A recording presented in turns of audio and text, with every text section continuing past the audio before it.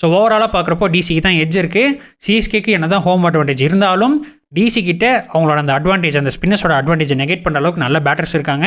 And அதே மாதிரி பவுலிங்லேயும் இந்த சேப்பாக் கண்டிஷன்ஸில் நல்லா போடக்கூடிய பவுலர்ஸ் டிசி கிட்ட இருக்காங்க அப்படின்னு பார்க்குறப்போ ஆப்வியஸ்லி டிசிக்கு தான் இங்கே அப்பர் ஹேண்ட் இருக்குது. அண்ட் வின்னிங் பர்சன்டேஜும் என்ன அப்படின்னு பார்த்தோம்னா சிஎஸ்கேக்கு 44% அண்ட் டெல்லிக்கு 56% in my opinion. DC first batting ஆடுறாங்க அப்படின்னா 180+ அடிச்சிட்டாங்க அப்படின்னா அதை அவங்களால டிஃபெண்ட் பண்ண முடியும். சிஎஸ்கே 180+ டார்கெட்டை சேஸ் பண்ணி ரொம்ப நாள் ஆச்சுன்னு ஒரு ஸ்டாட்ஸ் இருக்குது. ஸோ டெஃபினட்டாக 180+ டெல்லியால் இங்கே டிஃபெண்ட் பண்ண முடியும். அண்ட் சிஎஸ்கே இந்த டீமை பில்ட் பண்ணுறப்போ ஒரு தப்பை பண்ணியிருக்காங்க. எம்எஸ் தோனி அவரை வச்சு அவரை சுற்றியும் இந்த டீமை பில்ட் பண்ணணும்னு பார்த்துருக்காங்க. அவரை தாண்டி ஃபினிஷர்ஸோ இல்லை டிஸ்ட்ரக்டிவ் பேட்டர்ஸோ யாரையும் எடுக்காமல் விட்டுட்டாங்க.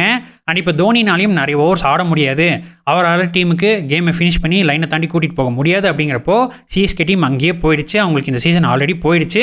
ஸோ இப்போ இதை இவங்க ஓவர் கம் பண்ணி மேட்சஸ் வின் பண்ணும் அப்படின்னா இவங்களோட டாப் 5 பேட்டர்ஸே எக்ஸ்ட்ரா ரெஸ்பான்சிபிலிட்டி எடுத்து ரொம்பவே நல்லா ஆடி எவ்வளோ ரன் ஸ்கோர் பண்ண முடியுமோ, பின்னாடி ஜடேஜா அண்ட் தோனிக்கு நிறைய ரன்ஸ் விட்டு வைக்காமல் எவ்வளோ மேக்ஸிமம் ரன் ஸ்கோர் பண்ண முடியுமோ அதை அவங்களே ஸ்கோர் பண்ணணும்.